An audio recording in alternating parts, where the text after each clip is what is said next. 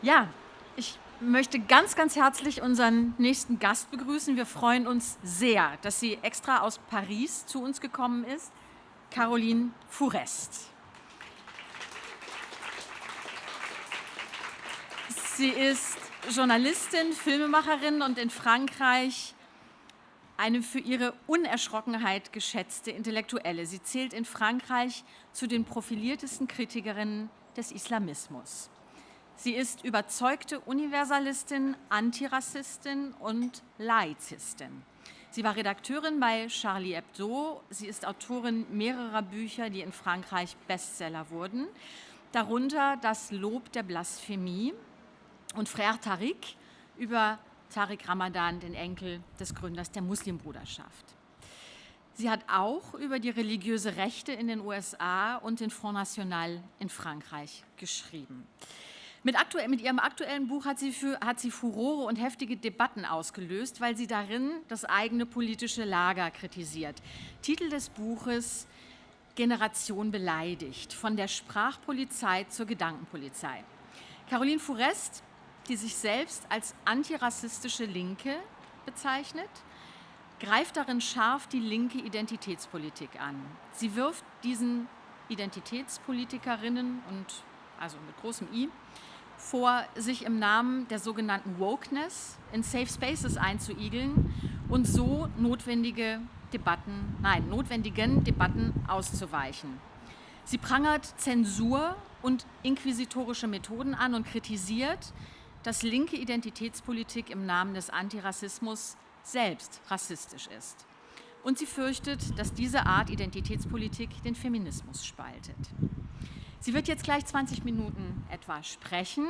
Einige von Ihnen haben vielleicht ihr Buch gelesen, aber auch die anderen, da winkt Molly schon damit natürlich, aber auch die anderen haben vielleicht Fragen an Sie. Nutzen Sie die Gelegenheit, dass sie heute hier ist. Stellen Sie Fragen, schreiben Sie die auf, bewährte Methode. Wir setzen uns anschließend noch mit ihr zusammen. Caroline Fourest.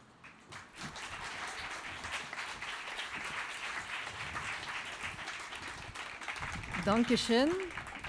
It's the only word I can say in German, so sorry for that.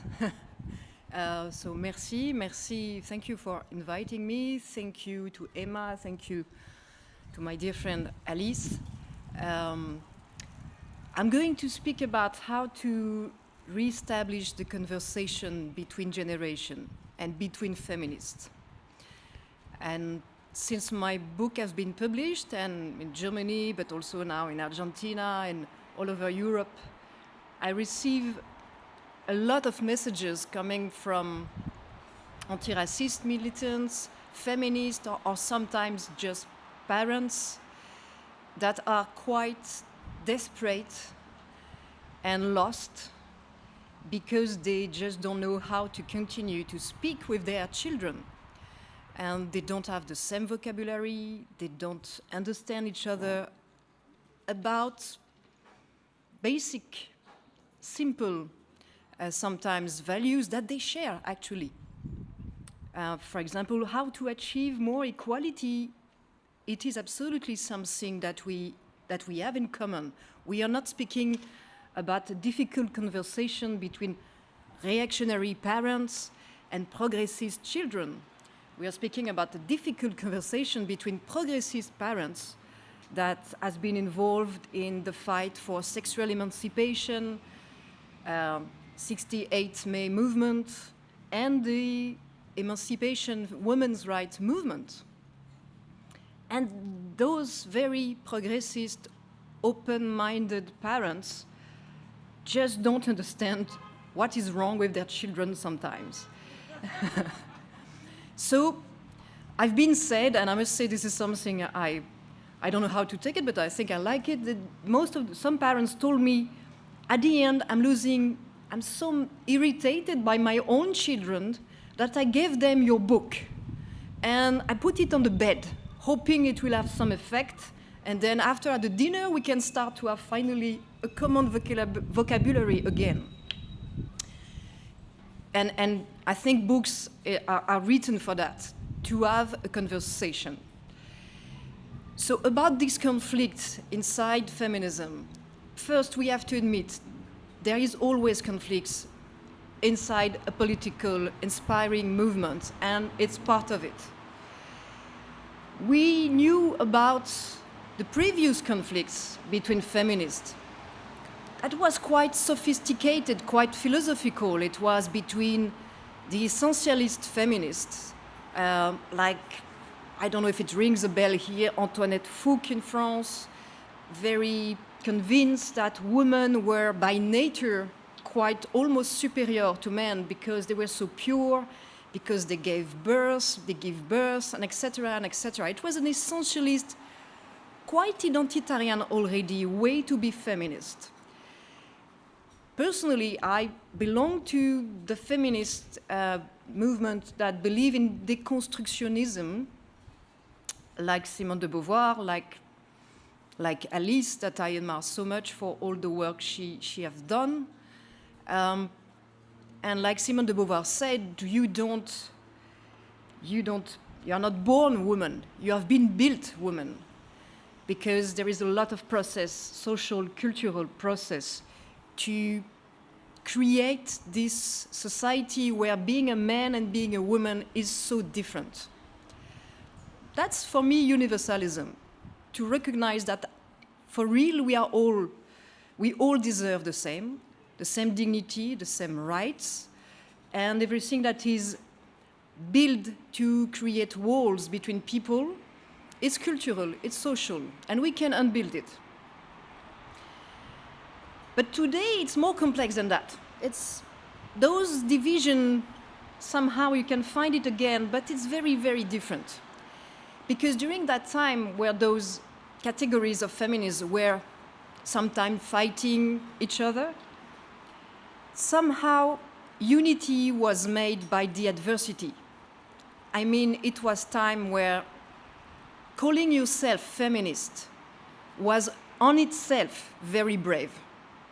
Because at the moment you were claiming to be feminist, you will lose men, you will lose jobs, you will lose money, and you will be considered as hysterical, homosexual. Sometimes it was true, and it was great, but it was even more difficult. So you needed to be brave to be feminist.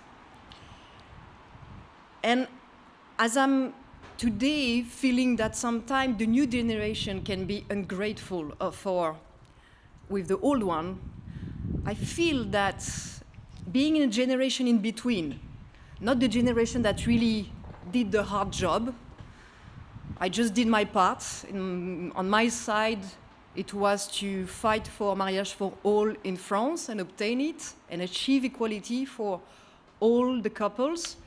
But I really know what I owe to the previous generation. And as I don't want to be ungrateful, I would really enjoy this opportunity to say how much I feel to belong to a generation that owe a lot.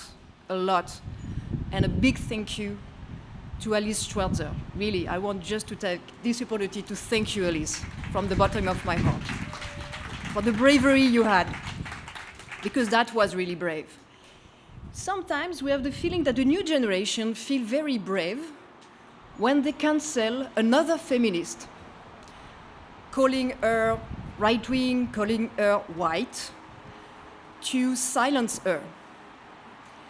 And sometimes they feel that this is really the top priority of those days, thinking if a feminist is white or not really white, and asking her to not touch some subjects, to not speak about some subjects, because she's old or white and not concerned by the issue, like the veil, like excision, female mutilation, plenty of fights we still need to do and continue, because there is still a lot that is not obtained, because there is still a lot of misogynist and machist out there. And the problem of this way to think is not only that is dividing us, it's completely counter-performative. Because at the moment that you are thinking that you cannot touch certain subjects because you're not concerned by your identity, at the moment you decided to slightly change the direction of the fight, it's not anymore about equality, it's about identity. Who is who? What is the ethnicity of the people speaking? And this is supposed to be all the conversation. This is not a route, this is not a path that leads to equality. It just starts by identity and it ends by identity. And the question and the conversation we must have is, does this identitarian approach is really helping feminism? Is really helping us to be more heard, more effective, and obtain equality, to have more allies? My deep conviction is that it is absolutely counter-performative. So we have to ask, where does it come from? Why the top students of the top universities those days? Because we are speaking not about the youngs of goodwill, and there is plenty of them, thanks to a woman that should replace God. There is plenty of youngs that, in good faith, just try to be committed to anti-racism and to feminism, and of course they combine both of it, which is natural, by the way, which the emancipation movement always did. Because those days we are facing a certain tendency to revisit history.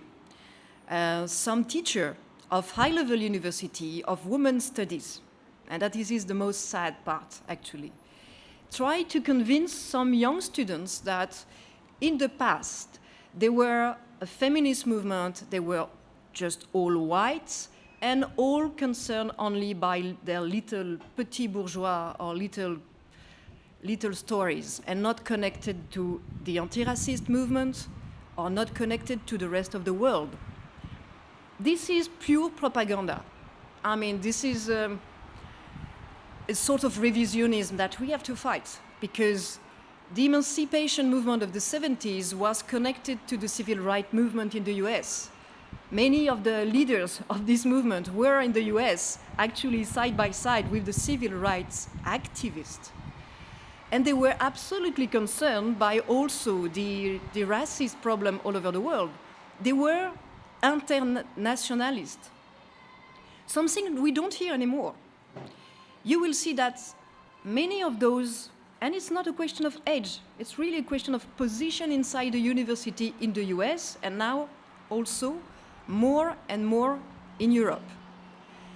The tendency of those new, I call them identitarian feminists, because again, they're very, very essentialist. They really think that identity is everything, more important than being all together, searching for equality and fighting for equality. So the position of this university top-level elite today is really to place the race card, first to save that word, race, and to put it at the center of the conversation, at the center of the table.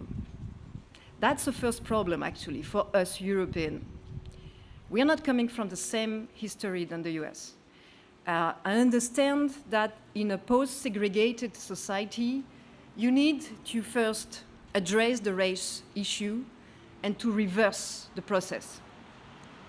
The problem is then when you import in Europe the word race and you pretend that this word defines people, it doesn't have the same effect in Europe when we all know what it costs us.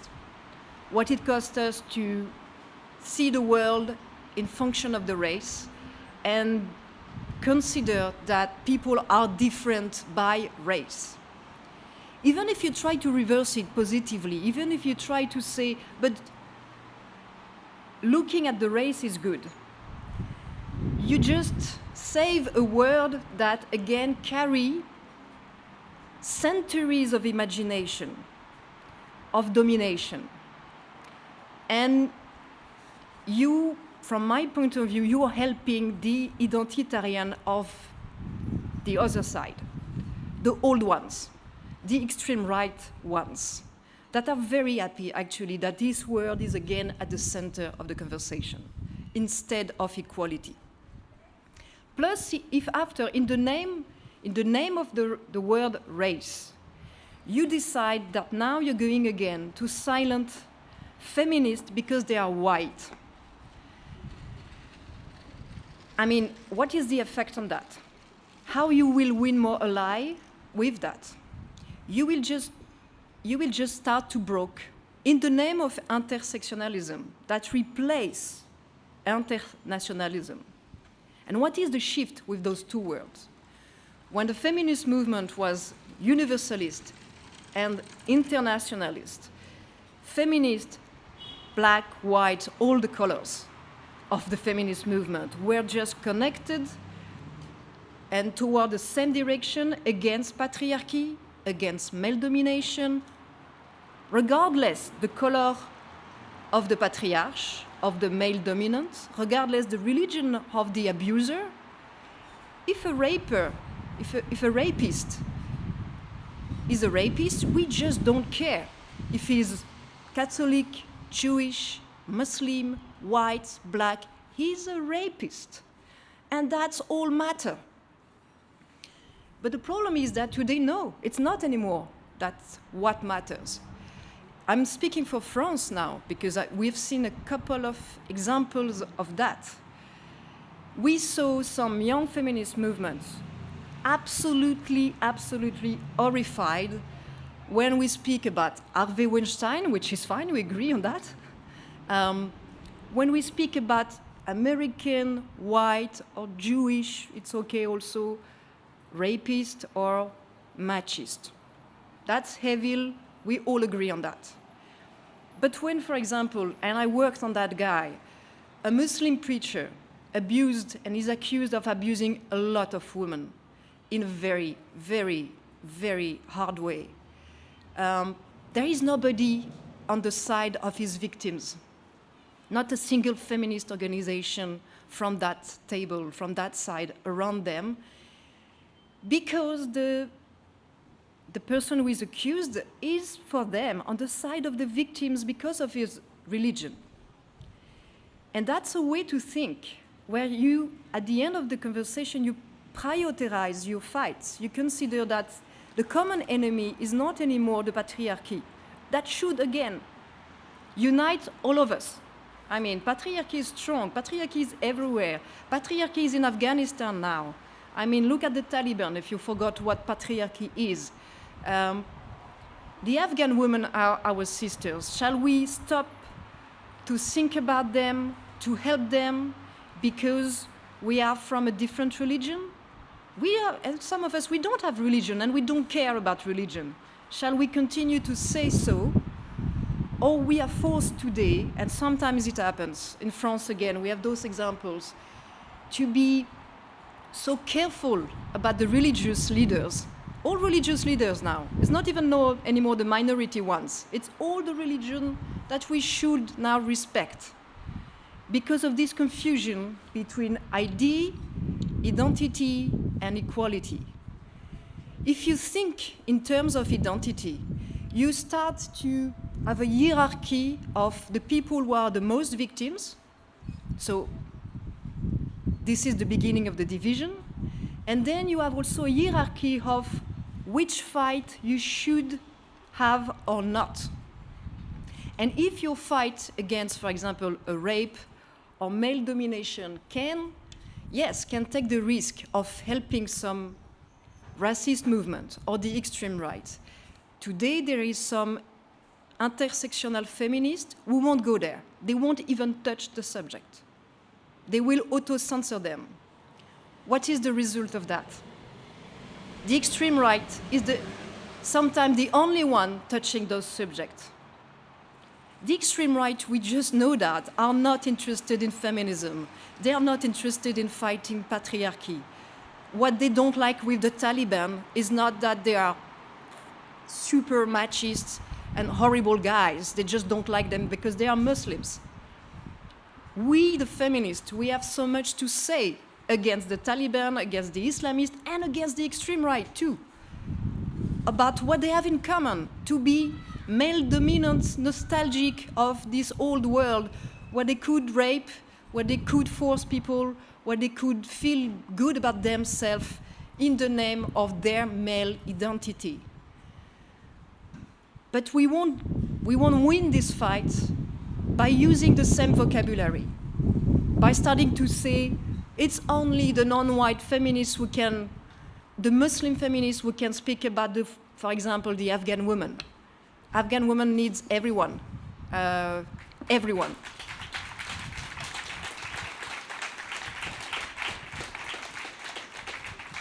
And this is honestly I'm optimistic. I think if we are clear in our heads and we take the time to have this conversation with some youngs, some students, not if they are about to become teacher in certain universities, it's too late. Those ones will need to do their career inside the file of Identitätspolitik. You won't convince them, but when they are at the beginning of their feminism, in good faith, the conversation is still very possible. Because at the end, we are supposed to, again, have one common goal is equality. But for that, we need to be very careful about the vocabulary we use. When you say equality, you don't say diversity. Diversity is fun. It's super fun, but it's good for the companies, it's good for marketing. It means what? I mean, well, yeah, diversity, we're all different. Yes, okay, we know we are different. What we want to learn is what we have in common now. We share values, we share that we love liberty and we love equality. That is what unites us, actually. When we say, for example, Islamophobia, we are not anti-racist. Islamophobia is not about racism against Muslims. That's racism. Racism means racism. And when you target racism, you know what you're doing. You're targeting the extreme right. You're targeting the people who are against Muslims because they are Muslims.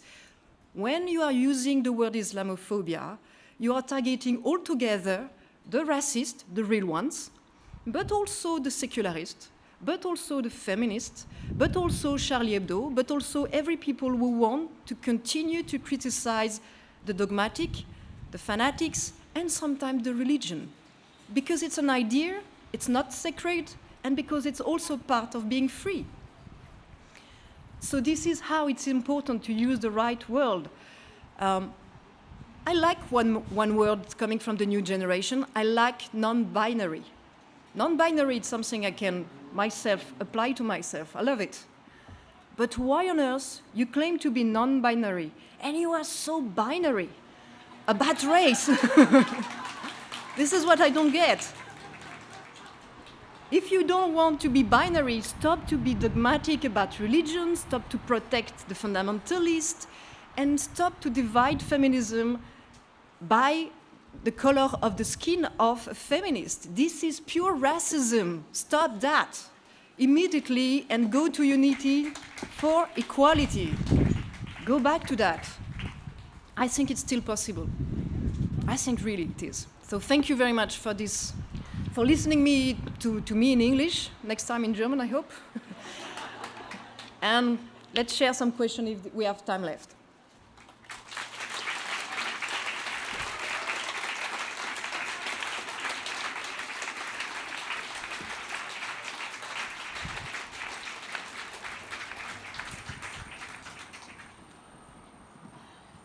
Thank you very, very much, Caroline, for this speech. Very impressive, very impressive.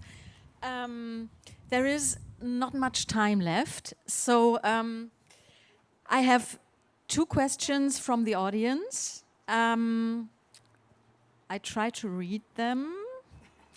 Are there differences in how the problem has developed in different countries? So I think so. I can speak only, of course, about some European countries and the US, which are the ones I know more, but I know also pretty much Algeria, Tunisia, Morocco, and some others. I would say that, honestly, this debate we are having about intersectionality, the vocabulary about feminism, the race card, the victimhood, also the victimization, all of this, it's rich problems, for sure. It's conversation we have between spoiled kids of great and big and good universities, or inside the developed country when we can afford to have those debates. For the low class, it's not the question at all. The problems are really different.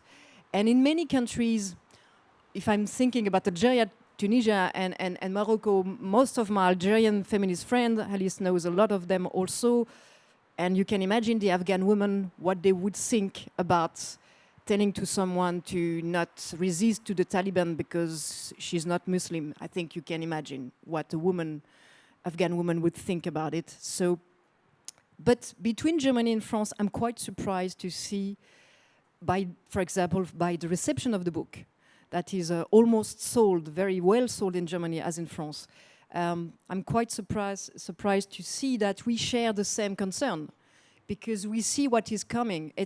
We can laugh about it, and honestly, this is what I'm promoting. I think wokeism, if you see what I mean, this awake way to be so dogmatic and binary and to think you are purely, there is pure and impure in a fight instead of trying to be more in the negotiation for equality. This wokeism can be very, very funny sometimes, really. I mean, there is plenty of aspects where you meet people that are so angry for so small things, and they are not angry at all for big, big, big things, big patriarchy, big sexist crimes. They are not angry. But if someone is using the wrong word inside a university or is delivering the wrong meal at the lunch, then suddenly it's World War IV, III. And you say, wow, it is so problematic. Yes, I'm offended. And they do a demonstration and they want to fire a teacher because he tried to teach a book that has been written by a white man centuries ago. Say, okay, come on, get away from it. It's okay. And they want to burn book now. If you see in Ontario, it's the new tendency. When you start to be binary, identitarian, and you use the word race, apparently the end is to burn book again. Because in Ontario, in a Catholic university, an advisor of Justin Trudeau organized the burning of 5,000 books, including Lucky Luke, considered as a colonialist narrative, to renew the literature teaching inside this university, to burn the old culture and create a new one. This is how it ends. We are speaking about educated people that are burning books, and they are not hungry for what is happening all over the world with the religious patriarchy. I think because of time... But of Lucky Luke, yes. Sorry, Till, I leave the second question out, and I think there is one question left, a big one. What is the solution? We have to continue. We have to first stand up, say that we are a bit fed up with those silly, exaggerated victimization. We have to remind that feminism is more than that. Really more. It's a serious fight. It's a fucking great revolution. And it cannot be about burning Lucky Luke. Honestly, it cannot be that. It cannot be reduced to that. So feminism and anti-racism is more serious than that. And I think it's us, the feminists, we need to counter back. We need to be critical about those who are using feminism or anti-racism to fool everyone. Because first, they are not all in good faith. Some are searching for position. Some are just feeling the wind. It's becoming so easy to claim to be feminist those days that you have less strong and brave person. You also have some opportunist people in the fight. And it's part of the victory, and it's good, and it's okay. But then we cannot let this beautiful word feminism being used, instrumentalized for small ridiculous angriness that are out of the subject and completely, that are helping actually the anti-feminists to nourish their actually stereotype vision of what is feminism. So us, the feminists, we need to be critical. Don't let this critique to the extreme right, don't let it to the machist ones. We need to do it. And then after, we need to say to those who are also using those examples to say, you see, feminists are completely hysterical. You see, they always have a problem with everything. Then we can say, okay, look, guy, we did the job. We did a revolution that never killed anyone. We did a revolution that changed all the life by being aware. And we are so aware that we're also capable to deal with those simplification and distortion of our fight. I think it's one of the ways to deal with it. Thank you very much. Merci beaucoup, Caroline Fourest. Dankeschön.